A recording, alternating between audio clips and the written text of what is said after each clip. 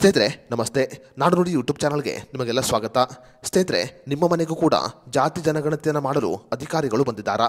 ಹಾಗಾದರೆ ನಿಮ್ಮ BPL ration card ರದ್ದಾಗುತ್ತೆ. ಜಾತಿ ಜನಗಣತಿ ಅಧಿಕಾರಿಗಳು ಮನೆಗೆ ಬಂದ ಸಂದರ್ಭದಲ್ಲಿ ವೈಯಕ್ತಿಕ ಮಾಹಿತಿಯನ್ನು ಕೊಟ್ಟವರ BPL ರೇಷನ್ ಕಾರ್ಡುಗಳು ರದ್ದಾಗುತ್ತೆ. ಯಾರ ಮನೆಗೆ ಅಧಿಕಾರಿಗಳು ಬಂದಿದ್ದಾರೋ ಅವರ BPL ರೇಷನ್ ಕಾರ್ಡುಗಳು ರದ್ದಾಗುತ್ತೆ ಅನ್ನುವ ಸುದ್ದಿ ಈಗ ಸಾಮಾಜಿಕ ಜಾಲತಾಣದಲ್ಲಿ ಸಾಕಷ್ಟು ಚರ್ಚೆಗೆ ಕಾರಣವಾಗಿದೆ. ಈ ನಡುವೆ ಕರ್ನಾಟಕ ರಾಜ್ಯ ಸರ್ಕಾರ ಅದೆಷ್ಟೋ ಕುಟುಂಬಗಳ BPL ರೇಷನ್ ಕಾರ್ಡುಗಳನ್ನು ರದ್ದು ಮಾಡಿರುವುದು ನಿಮಗೆಲ್ಲರಿಗೂ ಕೂಡ ಗೊತ್ತೇ ಇದೆ.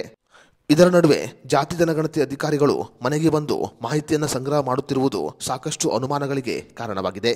ಸದ್ಯ ಕರ್ನಾಟಕ ರಾಜ್ಯ ಸರ್ಕಾರ ಈ ಜಾತಿ ಜನಗಣತಿ ಸಮೀಕ್ಷೆಯಿಂದ BPL ರೇಷನ್ ಕಾರ್ಡುಗಳನ್ನು ರದ್ದು ಮಾಡಲಾಗುತ್ತಿದೆಯಾ ಅನ್ನುವ ಪ್ರಶ್ನೆಗೆ ಉತ್ತರವನ್ನು ಕೊಟ್ಟಿದೆ.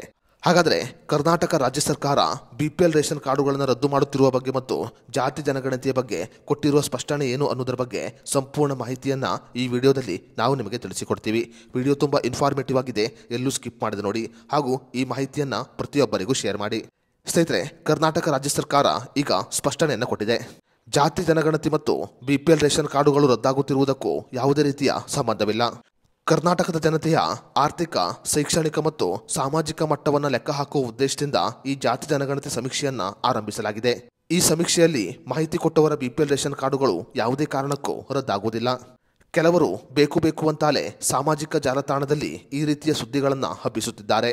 ಈ ಸುದ್ದಿಯನ್ನು ಕಂಡು ಯಾವುದೇ ಕಾರಣಕ್ಕೂ ಜನರು ಗೊಂದಲಕ್ಕೆ ಒಳಗಾಗಬಾರದು ಅಂತ ರಾಜ್ಯ ಸರ್ಕಾರ ಈಗ ಮನವಿಯನ್ನ ಮಾಡಿಕೊಂಡಿದೆ. ಅರ್ಹತೆ ಇಲ್ಲದವರ BPL ರೇಷನ್ ಕಾರ್ಡುಗಳನ್ನು ಮಾತ್ರ ರದ್ದು ಮಾಡಲಾಗುತ್ತಿದೆ. ಅದರ ಹೊರತಾಗಿ ಜಾತಿ ಜನಗಣತಿ ಸಮೀಕ್ಷೆಯಲ್ಲಿ ಮಾಹಿತಿ ಕೊಟ್ಟವರ BPL ರೇಷನ್ ಕಾರ್ಡುಗಳನ್ನು ರದ್ದು ಮಾಡಲಾಗುತ್ತಿಲ್ಲ ಅಂತ ರಾಜ್ಯ ಸರ್ಕಾರ ಈಗ ಸ್ಪಷ್ಟನೆಯನ್ನು ಕೊಟ್ಟಿದೆ. ಸ್ನೇಹಿತರೆ, ನೀವು ಕೂಡ ಜಾತಿ ಜನಗಣತಿಯಲ್ಲಿ ಭಾಗವಹಿಸಿದ್ದರೆ ಈ ಜಾತಿ ಜನಗಣತಿಯ ಬಗ್ಗೆ ನಿಮ್ಮ ಅನಿಸಿಕೆ, ಅಭಿಪ್ರಾಯವನ್ನು ನಮಗೆ ಕಮೆಂಟ್ ಬಾಕ್ಸ್ನಲ್ಲಿ ತಿಳಿಸಿ.